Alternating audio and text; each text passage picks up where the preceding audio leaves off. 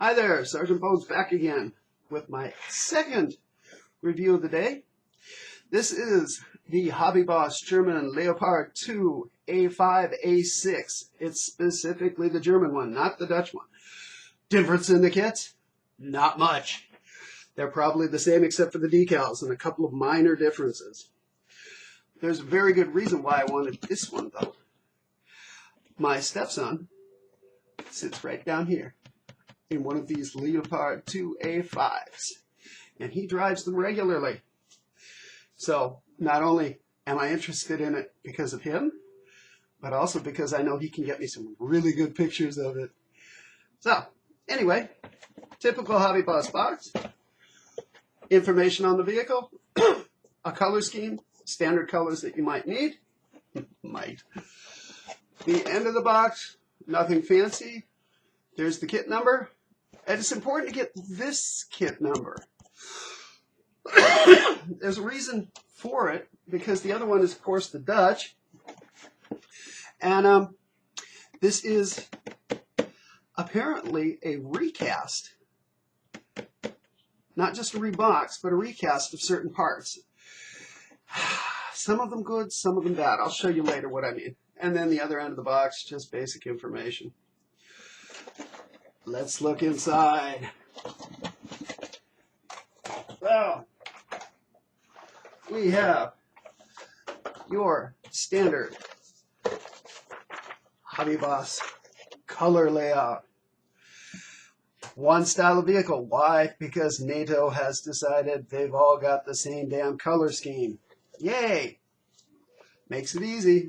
It's a pain in the ass, though, to get that camouflage scheme exactly right. But I'm sure there's some variation within them. The wonderful HobbyBoss book format instructions. Your standard warnings, your standard sprue layout. There are basically no parts not used. It's really, oh yes, excuse me. There are some unused parts. They're all marked down here. And of course, you'll be able to figure that out later once you're working on the kit. Standard instructions. And there's something about this though that really bothered me. I get the impression that they have taken the instructions from the Dutch version. As far as I know, the Dutch version does not have that little tombstone taillight marker or road march marker on the back. If you look carefully at here, okay, we're putting the wheels together. We're putting the support rollers on. We've got all the tow hooks on the back. We've got the back plate. What's missing here? Where do you put the tombstone? I have not found it in the instructions, and I have looked through the instructions 3 or 4 times. If they're there, I'll find them. If not, I'll have references. Again, standard, typical construction, build the lower hole, put on the tracks. No, we don't do that. Beginning with the upper hull, a couple of minor odds and ends get added in place. No big deal.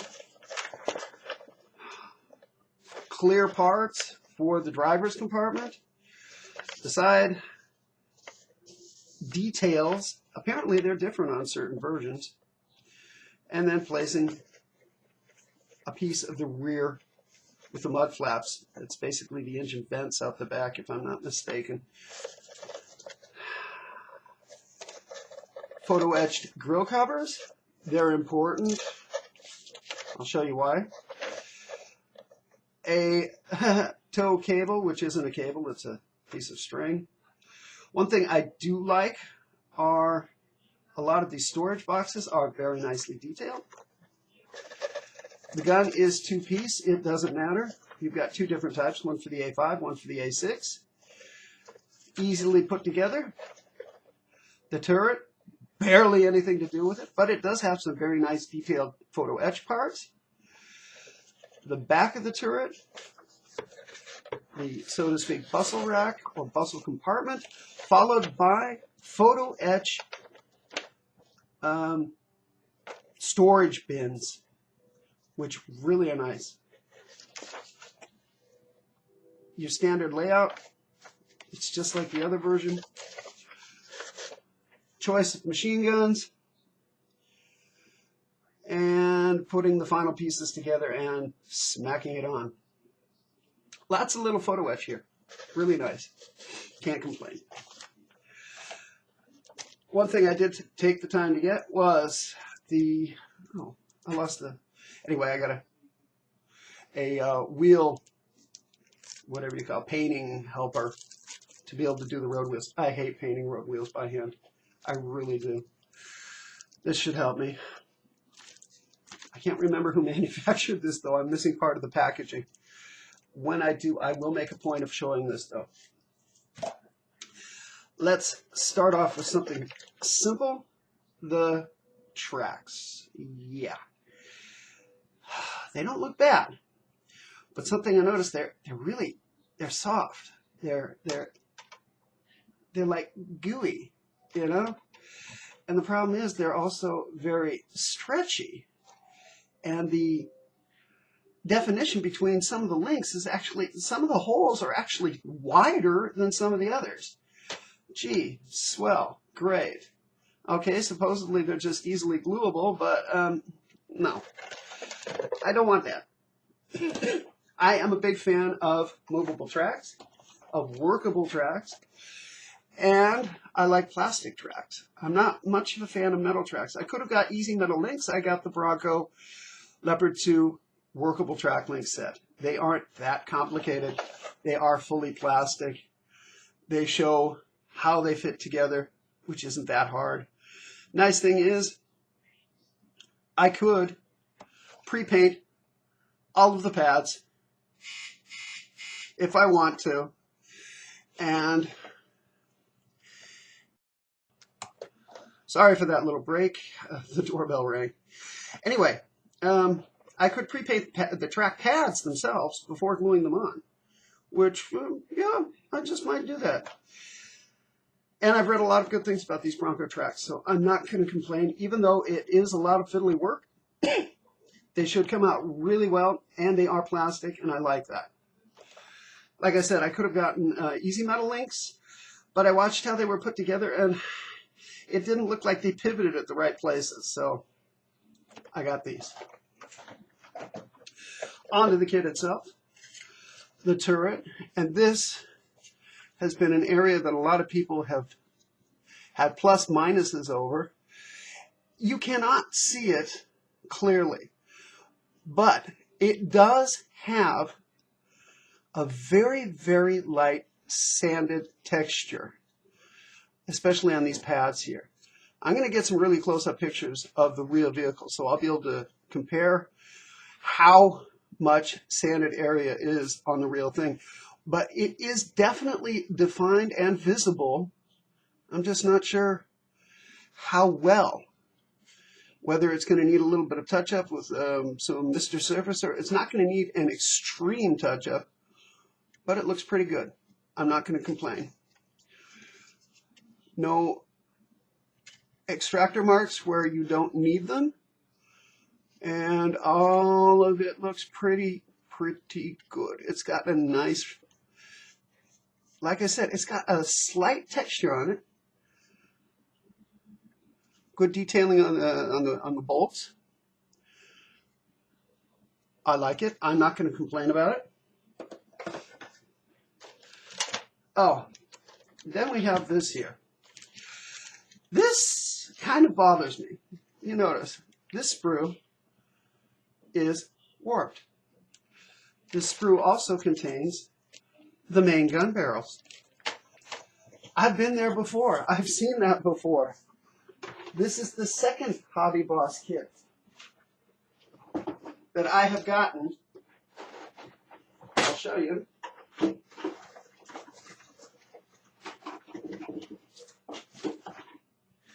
The second HobbyBoss kit that I have gotten where the sprue with the gun barrel was warped. And this gun barrel is completely warped. This is on the VK4502. I got a replacement barrel for that. Fortunately, even though HobbyBoss is trolling me and warped this, it looks like the guns aren't warped. So, whew, thank goodness for that. Anyway, on to the material itself. Yeah, 2 halves for guns. I don't mind. This one has got the bore evacuator on it anyway. It's the 120mm Rheinmetall. It is what it is. It'll be easy enough to clean the seams and make it look good. Worst case, I wrap it with camouflage net and we're done. The other pieces, beautiful pieces for the turret itself. Really nice raised bolt detail. It has a nice, slightly rough texture to it. Very hard to see, but it is visible to the naked eye.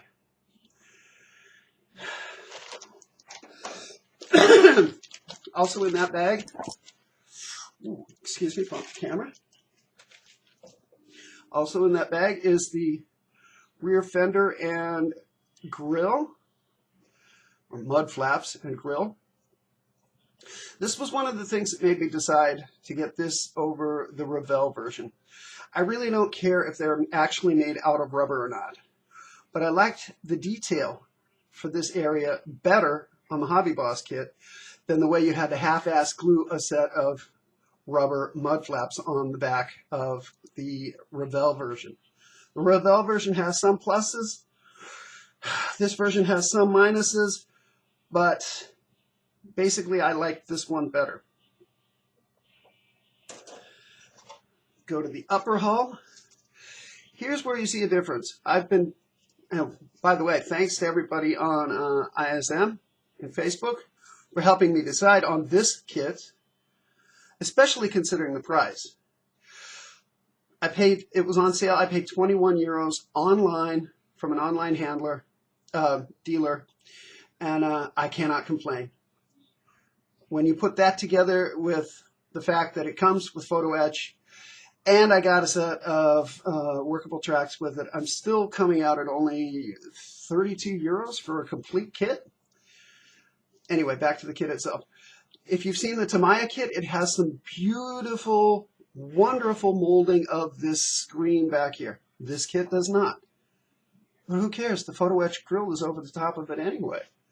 The rest of it, as far as, yeah, okay, the anti-slip pads look like doormats, but it's still got a light anti-slip texture everywhere where you're supposed to see it. You can see where it isn't, in fact, in certain areas along there, where it doesn't belong, where it wouldn't be anyway. I think it's pretty good. I can feel it, so I'm not going to complain. The bottom hull, boy, this thing's huge. Not much detail. You're not going to see much of it anyway, but the mounting points for the swing arms look very nice. The hull itself has got some nice texture, some nice minor details. I don't know if you can see these 2 bolts here in the front. Positioning points for the upper hull to be able to fit properly. All in all, it looks fairly nice.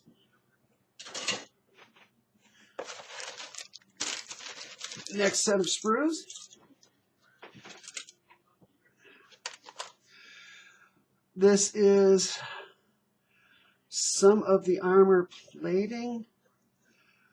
Oh, that's supposed to be like that. The rear hull plate. This looks like some fenders and some additional armor plates. I'll have to look carefully and closer at that. Nonetheless, all the detail is incredibly sharp and very, very crisp. No ejector pin marks where you don't want to see them. Looks really nice. The same goes with the side fenders. And if I'm not mistaken, there are different types of fenders. This is the upper hull portion. This is the fenders themselves. And these foot rests here are really, or steps or whatever you want to call them, really well done. Normally I would consider putting them into wire, but no, they look good enough the way they are. Now we have some, whoops, road wheels. I removed one of the road wheels earlier, using it to test the painting template. They're basically both identical, these sprues. Let me get this out of the way.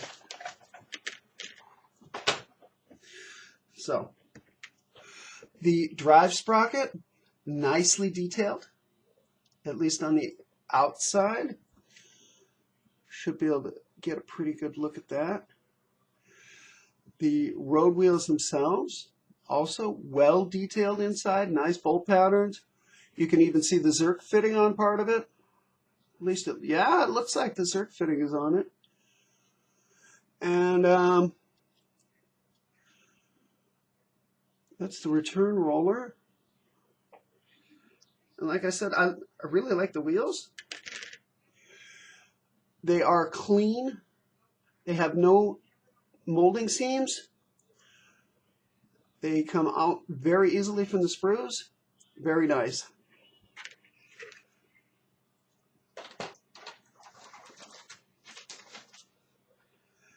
So here are some parts for the turret itself, some of the turret armor.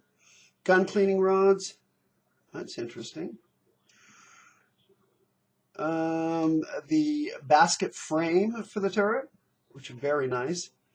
That's where your photo etch pieces will go around it. The rear storage compartment.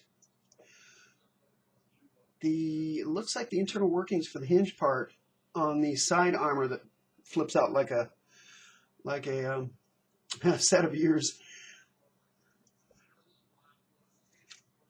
Interesting detailing there, but I have no idea why that is there.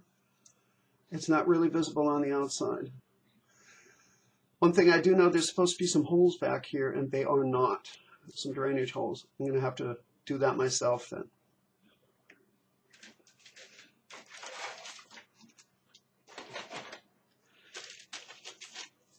Here is the base of the turret. And some more side plates. Beautiful detail on these side plates, on the hinges and the handles. Really can't complain. They will take a wash very nicely. And the same with the detail work on the bottom of the turret. That looks very nice. Very nice visible weld marks. Very nice. There are some minor interior details, but they are nothing to write home about.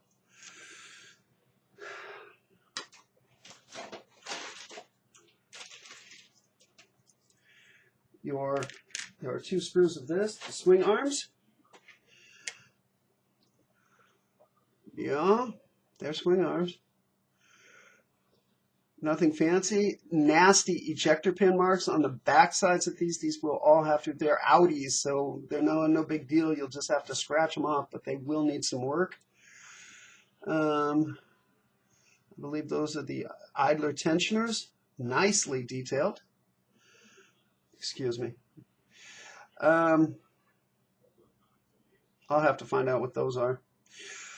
But they're nice. They're all detailed. They're all very well detailed. All of this is very well detailed. You really cannot complain about the quality of the parts themselves. Very nice. And last but not least,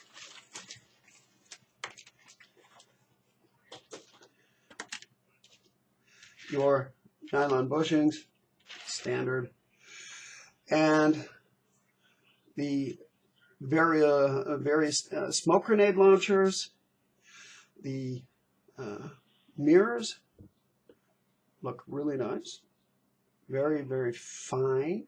There's a lot of very, very fine things. The Pioneer tools look really nice. These, if you ask me, these winter cleats, despite the very good detail on them, they could have been separate. I would have gladly glued them on separately so that they are obviously separate pieces, because you don't always find the same number on every tank.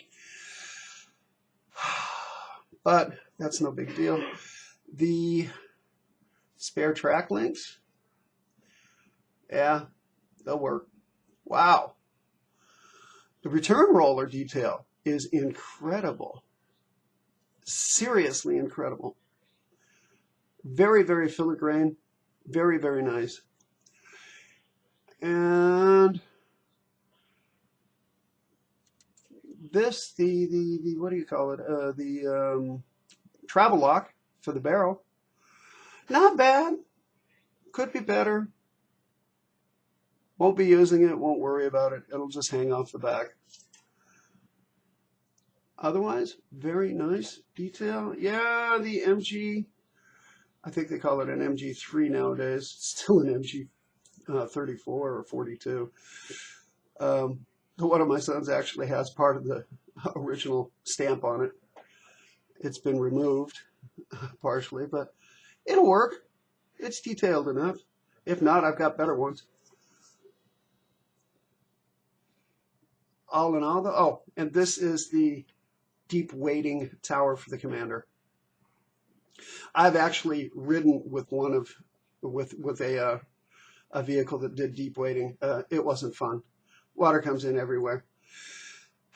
You don't drown, but you wonder how long it's going to take until you get wet. Anyway, enough of that. Then we have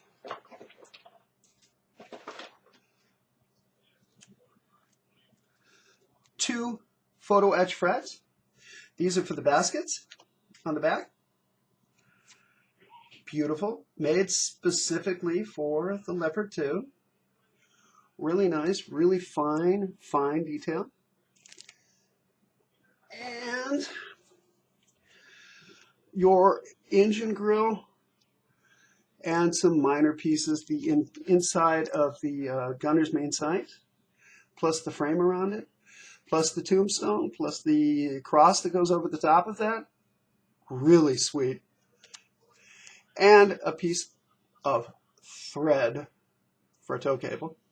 Not happy about that, but I can make my own. No big deal. And then for me, the most important thing about this whole kit were the decals. They are nicely, safely packaged. I can even get in here.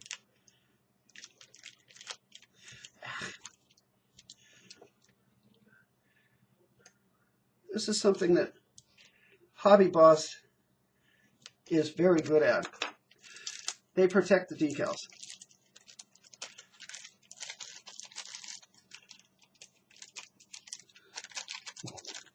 For Pete's sake. They protect them too good sometimes. So, there's also the clear pieces. Yeah, use them if you want. I don't know, I'll probably do something else as an alternative. But the biggest reason why I wanted this kit was I knew that it came with a really, really great set of decals.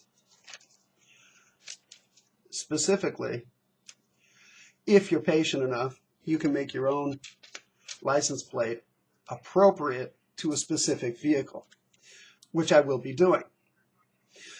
And it's got various unit markings. I've got some other unit markings, plus I have some decal paper, which will allow me to make my own markings too. Anything that's appropriate for his vehicle will be on it, appropriately marked. And that's going to be a lot of fun to do. Never done it before, but it's easy enough. And I'm going to enjoy doing every bit of this one. So, basically, that was it. Like I said, one of the nice things that you can get that's very affordable, the Bronco Leopard 2 main battle tracks. Workable, cheap, 11 euros. And yeah, it's going to take a lot of work, but it'll be worth it. And basically that's it. Once I start building it, I'll let you know and give an update. Y'all have a nice day. Keep modeling.